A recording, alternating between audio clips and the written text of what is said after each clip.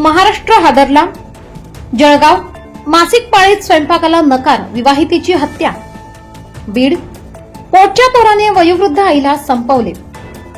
धुळे, शिरपूर तालुक्यात जंगलातून 70 लाखांचा गांजा जप्त.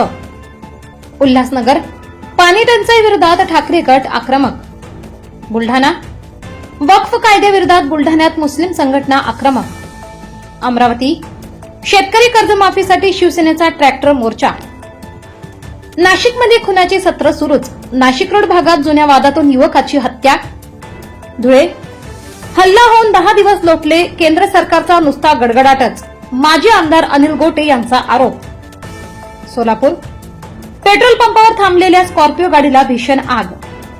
जळगाव, पाचोरा बंदला उत्स्फूर्त प्रतिसाद, पाकिस्तानचा पुतळा जाळत तीव्र निषेध.